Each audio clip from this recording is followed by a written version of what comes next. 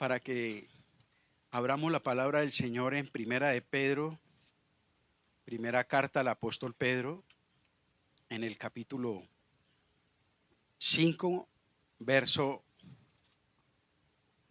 8. Versículo muy conocido entre nosotros los cristianos, dice. Escribiéndole Pablo a los cristianos, Pedro a los cristianos nos dice: sean sobrios y velen, porque vuestro adversario el diablo, como león rugiente, anda alrededor, buscando ¿a qué? ¿A quién devorar? El título del mensaje es Un enemigo invisible, pero real. ¿Quién ha visto al diablo en persona?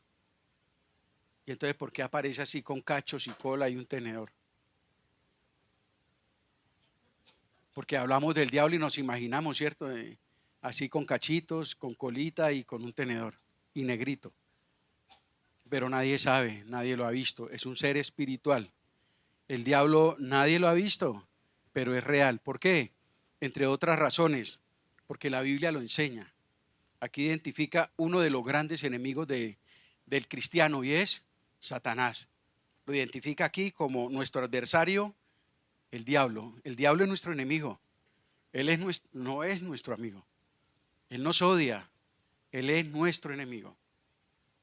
Porque Él sabe cuánto nos ama el Señor y el precio que pagó el Señor para redimirnos a usted y a mí. Dice que el diablo anda como un león. No dice que es un león. Es como un león. Porque ¿quién es verdaderamente el león? El Señor Jesucristo.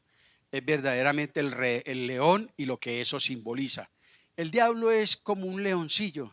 Yo hablaría como un pequeño gatito con tonferina, chiquitico, pero no es para menospreciarlo. Mucho cuidado. Es como un león rugiente. Y ahí habla uno de los propósitos de la existencia del diablo en este mundo. Anda alrededor del pueblo de Dios buscando qué cristiano o qué cristiana le da la papaya para devorarlo. Literalmente devorarlo es literalmente destruirlo, acabarlo. Si tú le das un centímetro de ventaja al diablo, si usted de pronto en una jaula con un león encerrado, usted le va a dar una galletica, usted está abusando, está corriendo peligro. Pero en esas circunstancias muy probablemente él le va a morder un dedito.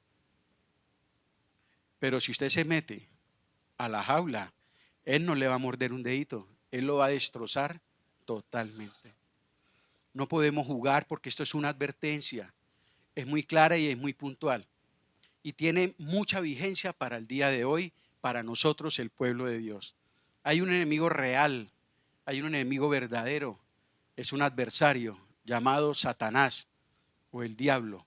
Y está siempre alrededor nuestro, alrededor de nosotros el pueblo de Dios. Siempre. Él va dando ronda. Él no se olvida nunca de nosotros. No es omnipresente para estar permanentemente. No es omnisciente, no es todopoderoso. Pero de vez en cuando va y le da vueltas a Antonio y a la casa de Antonio, a Sergio y a la casa de Sergio, a Orfa y a la casa de Orfa, a ver cómo nos ve. Y si nos ve caminando mal, somos presa fácil. Y nos ataca para devorarnos. Una vez un demonio, había un caballo encerrado, yo ya conté esta historia, la voy a repetir. Y el demonio soltó el caballo allá en la parcela. Y el caballito se salió de esa parcela y se metió a una finca ajena. Y se comió el pasto de la finca ajena. El dueño de la finca, cuando vio que ese animal hizo eso, cogió un rifle y mató el caballito. El dueño del caballo, cuando vio que el dueño de esa finca le mató el caballo, él también cogió un arma y mató al dueño de la finca. La esposa del dueño de la finca, cuando vio que el dueño del caballo le asesinó a su esposo, ella cogió el rifle y asesinó al dueño del caballo. El hijo del dueño del caballo, cuando vio que la señora mató a su papá, él mató a la señora. Y todos los vecinos del pueblo, cuando vieron que el chico hizo eso con la señora, lo cogieron, lo lincharon y quemaron la casa. Y después de toda esa tragedia le preguntan al demonio, ¿usted por qué hizo eso?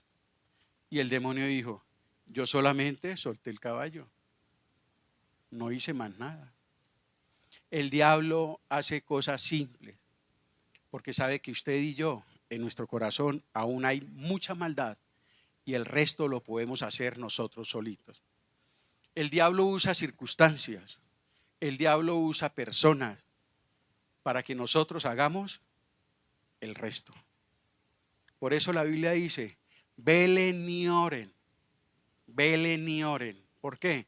Porque hay un adversario que quiere zarandearlos, que quiere devorarlos, que quiere destruirlos, que quiere estorbarlos permanentemente. Él está acechando al pueblo de Dios con estos propósitos, mis amados hermanos. Un enemigo invisible, pero real, real. El diablo no es un mito, mucho menos una leyenda o un cuento, como lo han querido decir. El diablo es un ser espiritual real. Originalmente era un ángel en el cielo, pero a causa del orgullo que entró en su corazón, se corrompió. ¿Cuál fue el primer pecado? El orgullo. ¿Quién fue el primer pecador? Satanás. ¿Y cuál fue el primer pecado? El orgullo. Pero menos mal que el orgullo apareció solamente en ese entonces. Ya no hay orgullo hoy en día. Bueno, en los que no son cristianos. O en nosotros todavía hay orgullo. Y bastante. Hermanitos, ese fue el pecado por el cual comenzó todo. Mucho cuidado con el orgullo. Gloria a Dios si has dejado el licor, los vicios, el adulterio, la mentira. Gloria al Señor por todo eso. Pero muchas veces el orgullo está allí detrás de cada uno de nosotros, bien escondidito. El orgullo, la petulancia, la soberbia, ello está ya bien escondidito. Tiene la particularidad de que casi no se ve. Podemos hacer buenas acciones, buenas cosas, por ejemplo en la iglesia. Y realmente no son tanto las acciones lo que hablan, sino las intenciones con las cuales hacemos las cosas. ¿Y sabe por qué? En últimas, el que conoce las intenciones es el Señor. Porque es muy delicado todo esto. Porque yo puedo hacer muchas cosas en la iglesia motivado por el orgullo. Y nadie se puede dar cuenta. Claro está que hay veces evidente. Por ejemplo, yo puedo evangelizar para que me vean. Yo puedo predicar por competencia o rivalidad, para recibir aplausos, para recibir la vanagloria, para recibir el reconocimiento de los hombres. Jesucristo le dijo a los líderes espirituales de entonces, ustedes buscan permanentemente ¿qué? La gloria de los hombres. ¿Por qué? Porque eran hombres orgullosos. El orgullo fue el primer pecado y Satanás el primer pecador. Y él quiere transmitir ese gen en nosotros. Él quiere que nosotros también, de manera religiosa, no nos confrontemos con la realidad de que muchas veces el orgullo está escondido en lo más profundo de nuestro corazón, mis amados hermanos. El diablo es el enemigo número uno de Dios. El diablo nunca se va a arrepentir. El diablo odia a Dios cada segundo, cada minuto, cada día. El diablo, el rencor y el odio por Dios es cada día más y más. No oren para que el diablo se arrepienta, porque el diablo nunca se va a arrepentir. El destino del diablo ya está sellado. El destino del diablo es la condenación. Desde que fue arrojado del cielo, el diablo se convirtió en un enemigo declarado y determinado por siempre jamás de Dios. Pero es un ser poderoso, pero ese poder está limitado a la voluntad de ¿quién? Del Todopoderoso. Del Todopoderoso. ¿Alguien aquí le tiene miedo al diablo? ¿Usted le tiene miedo al diablo?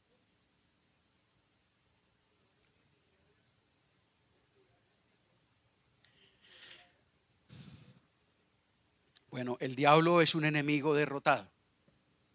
El diablo fue vencido por el Señor Jesucristo en la cruz del Calvario. Por eso la Biblia dice, sean sobrios, es decir, espiritualmente estén despiertos. No se distraigan en su vida espiritual. No se entretengan en su caminar con Dios. No se dejen distraer espiritualmente. Cuando nosotros las cosas espirituales nos olvidamos de ella o las relegamos a un segundo plano, entra lo material y lo terrenal a nuestras vidas. ¿Cierto? Y hay el peligro bien grande. Cuando ya no andamos por el espíritu, sino ¿qué? Sino por la carne.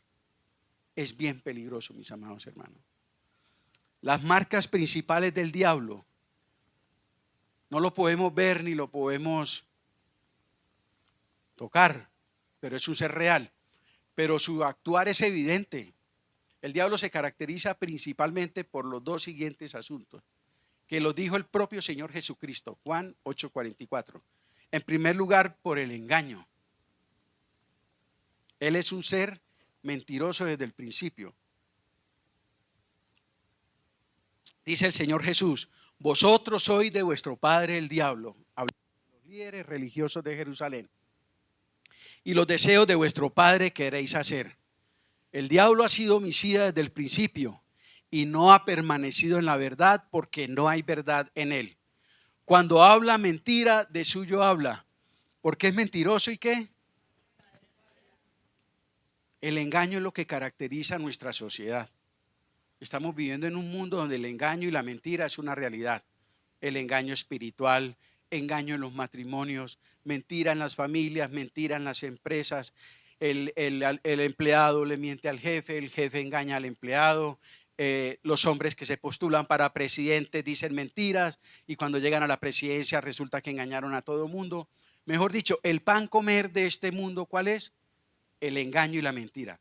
La Biblia dice que en los últimos tiempos los hombres irán de mal en peor, engañando y siendo ¿qué? Engañados. Dice que él es padre de ¿qué? De toda mentira. Entonces los que dicen mentiras, ¿cómo son? ¿Son qué? Son mentirosos. ¿Y son hijos de quién? Del diablo, porque él es el papá de las mentiras. Entonces, en primer lugar, el engaño, pero en segundo lugar, también la destrucción. El propio Señor Jesucristo dijo en Juan capítulo 10, verso 10. El ladrón viene ¿a qué? A matar, a robar y a destruir, dice el Señor Jesucristo haciendo alusión al diablo. Hermanos, el diablo ha destruido la familia. El diablo destruye iglesias. El diablo destruye la sociedad. El diablo destruye los jóvenes. El diablo a través del hombre y el pecado ha destruido la creación de Dios. El diablo es destrucción por naturaleza, es destructor por naturaleza. Él siembra el caos, el desorden, la destrucción. Hoy en día los hogares son caóticos, hermano. Y por supuesto terminan separándose porque es que nadie se aguanta viviendo en un hogar donde permanentemente son insultos, gritos, peleas, agresiones, en la cárcel, que lo demandó, que salió de la cárcel, que le dejó un ojo morado, que le partió un tabrete en la cabeza. Eso es una guerra, una batalla campal las familias. ¿Sabe quién es el que motiva todo eso? El diablo. Él es feliz viendo los hogares convertidos en batallas de campo. Él es feliz viendo los jóvenes destruidos con las drogas. Él es feliz viéndonos la sociedad, cómo nos asesinamos unos a otros por dinero. Él es el destructor por naturaleza. Entonces, hoy en día vemos un trabajo fuerte del diablo y los demonios en esos dos asuntos primordialmente. La popularidad del engaño a nivel mundial en todas las esferas, pero también de la destrucción. Ahí vemos el obrar de Satanás, mis amados hermanos. Tres cosas que pueden dar lugar al diablo en nuestras vidas. Vamos a ver en esta noche. Todo lo anterior era manera de introducción ahí muy brevemente. Algunas reseñas acerca de Satanás. La Biblia nos dice que velemos y oremos. Esa es una herramienta espiritual que nos da el Señor para protegernos contra las acechanzas del diablo. Si un ladrón quiere entrar a robar en mi casa, pero resulta que el día que fue, habían policías uniformados en mi casa, ¿qué hace el ladrón? Ve una moto de la policía ahí afuera y ve esa casa llena de policías. ¿Usted cree que él se atrevería a entrar?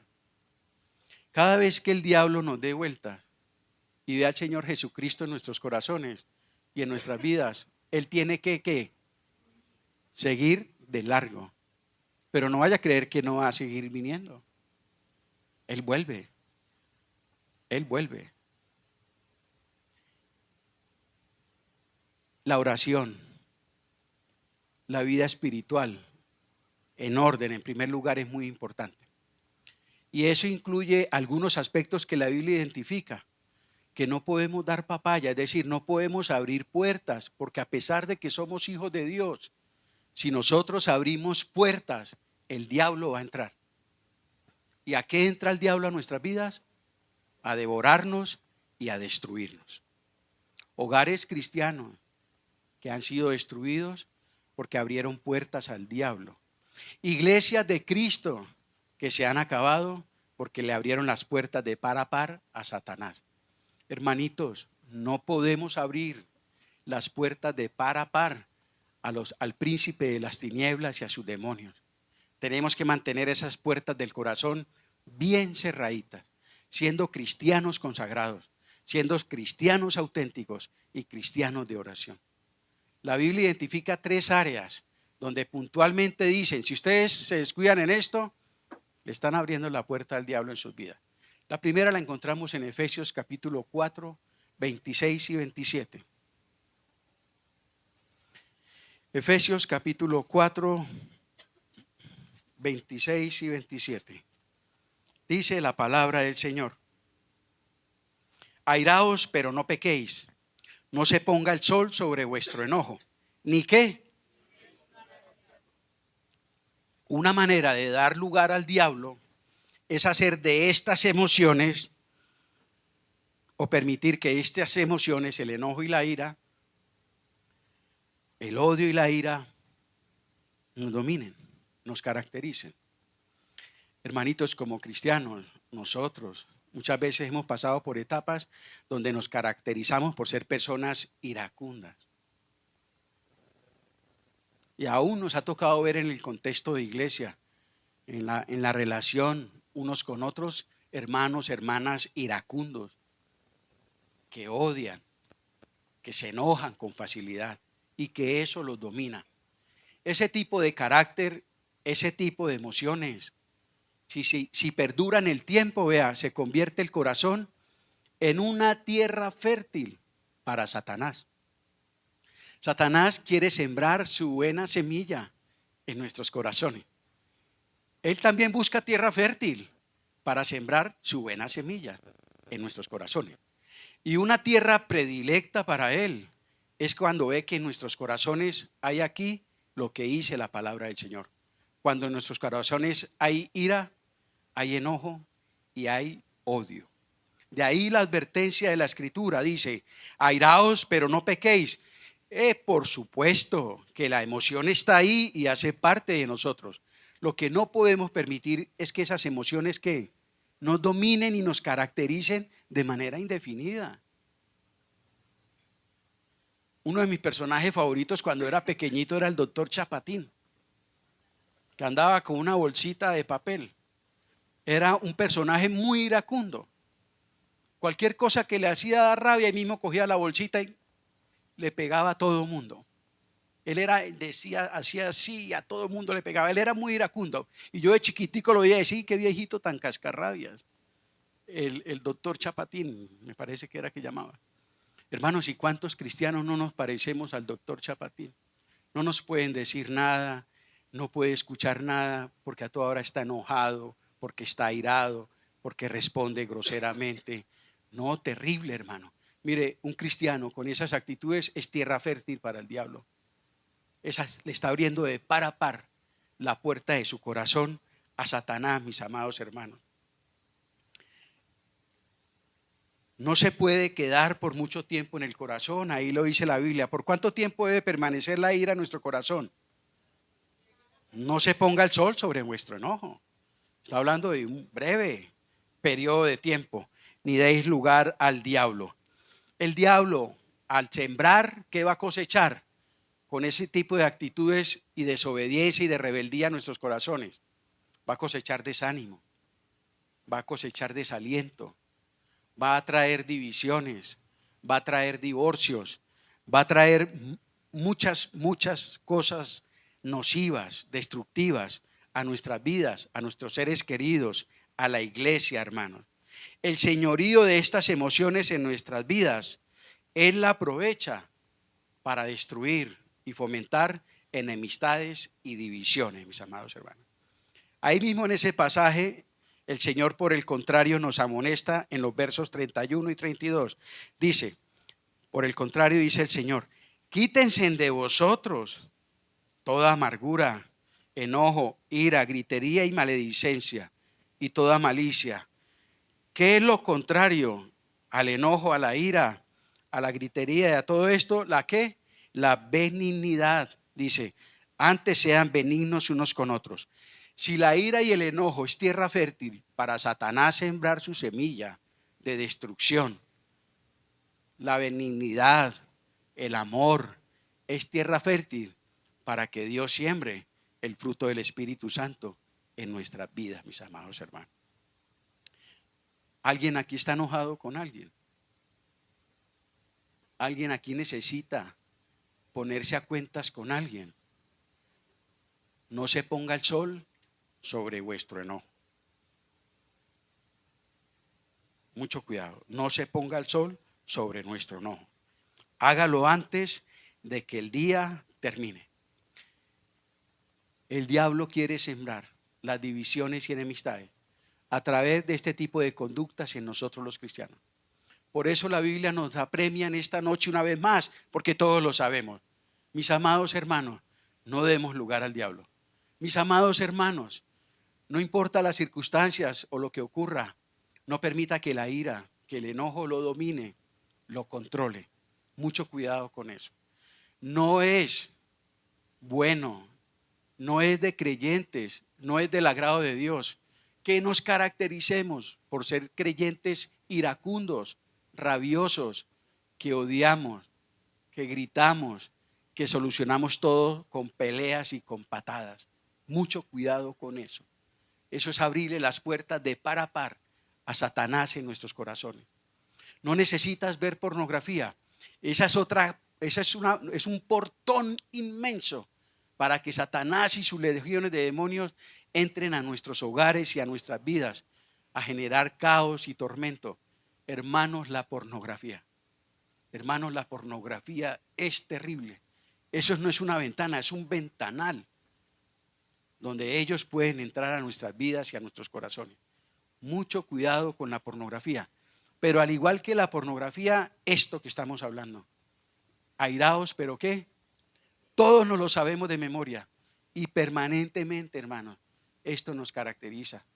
No soportamos nada, somos irascibles, nos caracterizamos por esto.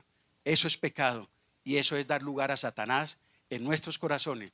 Usted puede venir a los ayunos, usted puede venir a las reuniones de oración, usted puede leer la Biblia todos los días, pero si usted no trata directamente, si no toma cartas de manera seria en el asunto con esta emoción en su vida, el diablo va a terminar por dañarle la carrera en esta tierra, porque le está abriendo puertas en su corazón. Mucho cuidado con el odio, mucho cuidado con el rencor, mucho cuidado con la ira. Pidámosle al Señor dominio propio, oremos por esas situaciones y desafiémonos cada día. Si esa es su debilidad, si esa es mi debilidad, propongámonos. Cada día levantémonos con ese reto.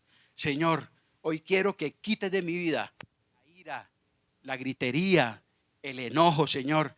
Enséñame a ser un creyente benigno, a responder con amabilidad, a guardar silencio si me ofenden, si me critican, a guardar la compostura si veo alguna injusticia, Señor. Porque quiero conducirme para agradarte a ti, para que tú sigas sembrando esa buena semilla del Espíritu Santo, del fruto del amor en mi corazón, y no dar lugar a que mi corazón se convierta en un terreno para que Satanás siembre destrucción y tristeza en mi vida y en mi hogar. Mirad cuán hermoso, mirad, ayúdenme, cuán bueno y agradable es cuando los hermanos habitan juntos ¿en qué? Si nosotros nos caracterizamos por ser personas iracundas, ¿habrá armonía? Se acaba rápido la iglesia.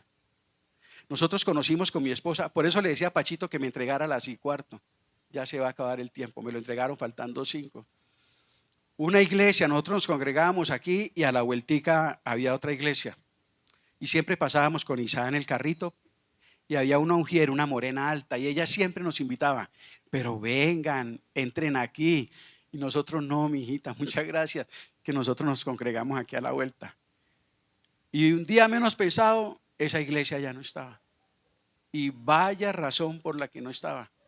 Cualquier domingo, el pastor se agarró en pleno púlpito a pelear a puños con un creyente. Y se armó la desbarajusta en esa iglesia. Se agarraron a pelear y a tirarse en las mechas unos con otros. Y esa iglesia se acabó. ¿Por qué? Por esto que estamos hablando. Le dieron lugar a Satanás en ese lugar. Y la iglesia se acabó. Mirad cuán bueno y hermoso es habitar los hermanos en sus hogares. Habitar los hermanos en las congregaciones. Juntos, ¿en qué? Queremos esa armonía. ¿Por qué? Porque dice la Biblia, porque allí el Señor derrama ¿qué? Bendición y vida eterna. Queremos ver bendición en nuestras vidas. Queremos ver bendición en la congregación. Queremos ver bendición en nuestros hogares. Hermanos, aprendamos a vivir en armonía. Aprendamos a vivir en armonía. Y vivir en armonía es quitar, desechar de nuestros corazones la ira y el enojo. En segundo lugar, la falta de perdón persistente. Segunda de Corintios 2, 11 y 12.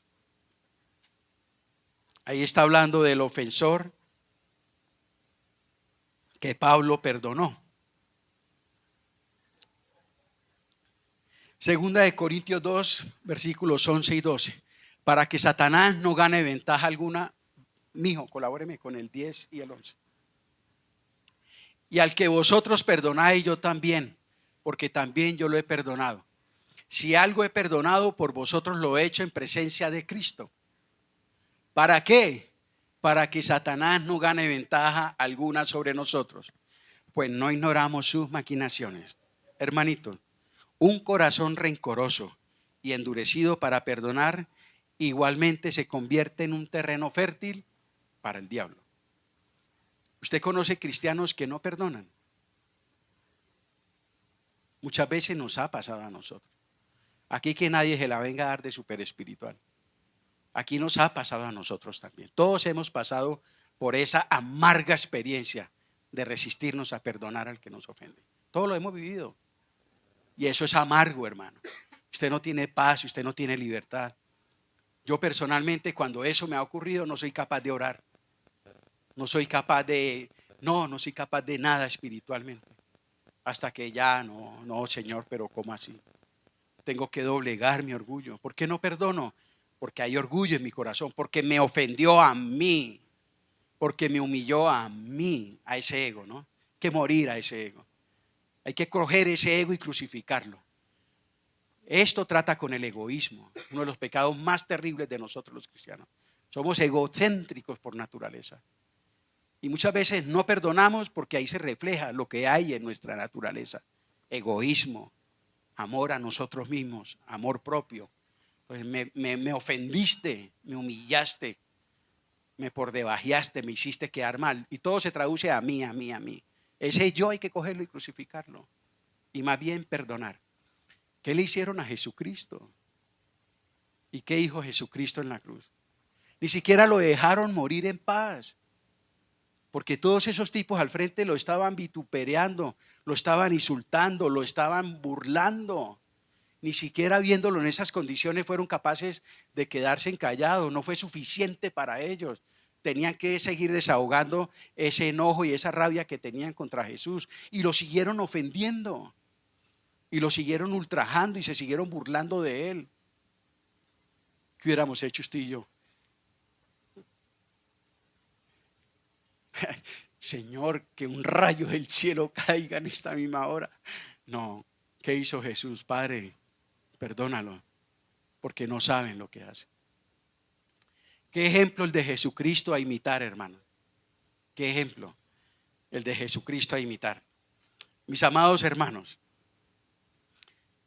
en la iglesia, en el matrimonio, en todas partes, esta situación nos va a confrontar siempre. Porque en todo lugar donde estemos, todos los hombres, cristianos o no, somos pecadores.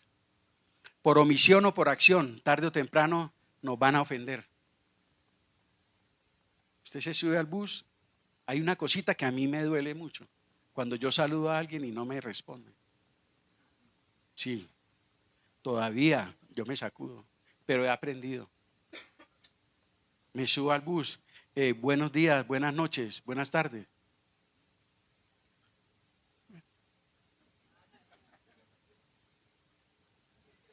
Una vez una señora, una muchacha, se subió al bus y yo no me acuerdo, el conductor le dijo, buenas tardes, señora.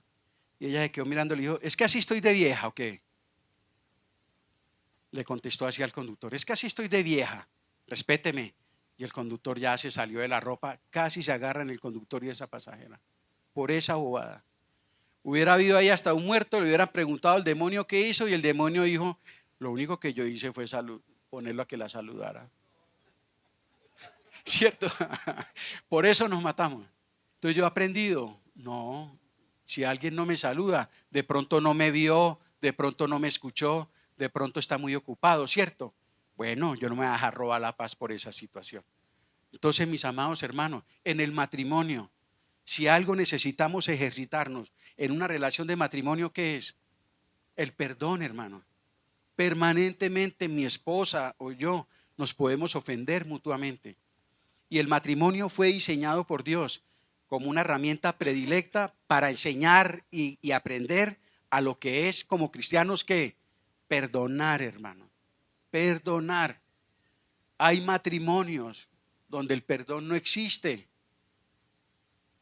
¿Por qué? Porque hay orgullo, porque no me quiero humillar, porque fue la que me ofendió, ella la que tiene que tomar la iniciativa. Yo no doy el brazo a torcer. Y no vaya a creer que hay matrimonios que se han acabado por esta situación, por falta de perdón, mis amados hermanos. El perdón es esencial para un matrimonio saludable. El perdón es esencial para una iglesia saludable, porque aquí en la iglesia también nos ofendemos muchas veces unos a otros, con una palabra, con una actitud, con un saludo.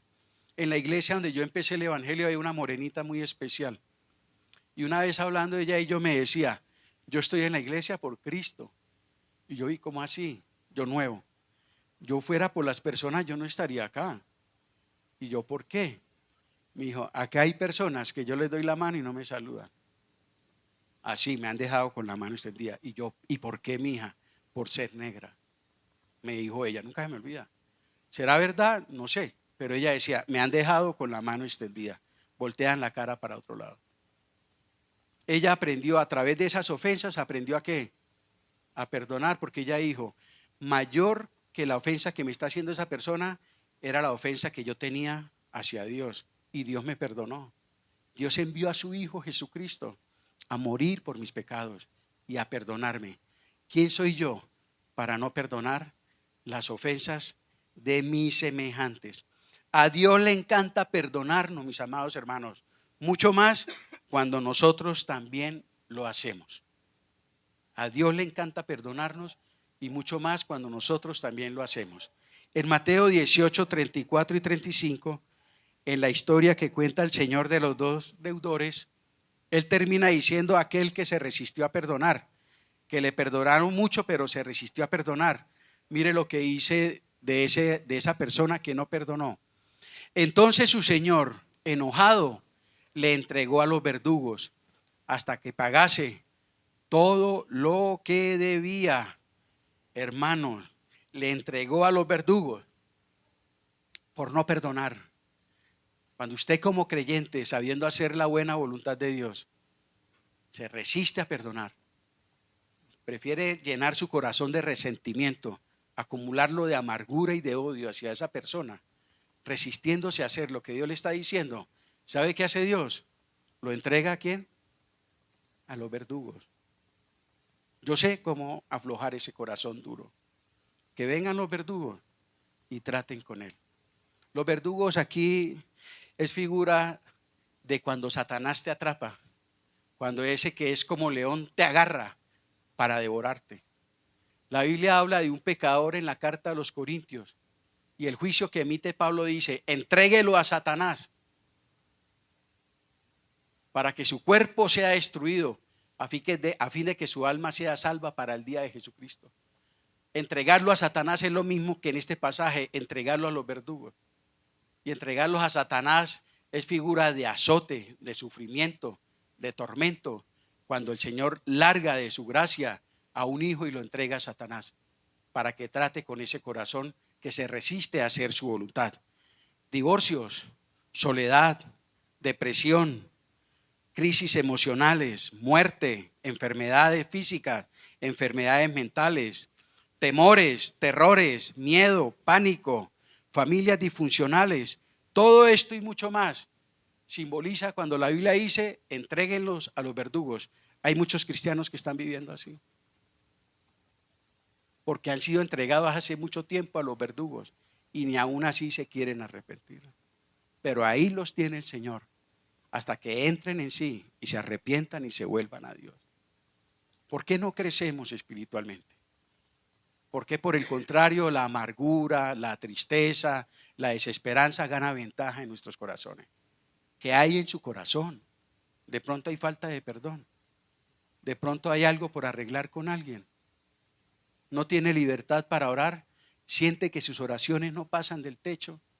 Perdió el apetito por la palabra de Dios. Perdió el deseo por congregarse. Muy probablemente fue entregado a los verdugos. Pero hay esperanza. Pero hay buenas noticias. El Señor dice que el que confiesa sus pecados y se aparta, alcanzará misericordia. Si es la falta de perdón lo que ha abierto las puertas de Satanás, las puertas de tu corazón, para que Satanás te devore, hoy es una oportunidad para hacerlo, para pedirle perdón al Señor, para pedirle y reconciliarse con esa persona que en su corazón usted está odiando y se resiste a perdonar. Mientras usted se resiste a perdonar, los verdugos van a estar siempre ahí, azotándolo, devorándolo, destruyéndolo. Y por último, el descuido en la intimidad sexual en el matrimonio. Pero como ya son las 7:35, eso lo dejamos para quién sabe cuándo. Ese es otro motivo donde podemos abrirle puertas a Satanás. Cuando las relaciones íntimas en el matrimonio, se le está abriendo la puerta de par en par al diablo. En otra oportunidad tendremos de pronto para explicarlo. Padre de los cielos, te damos gracias, Señor, en esta noche en el nombre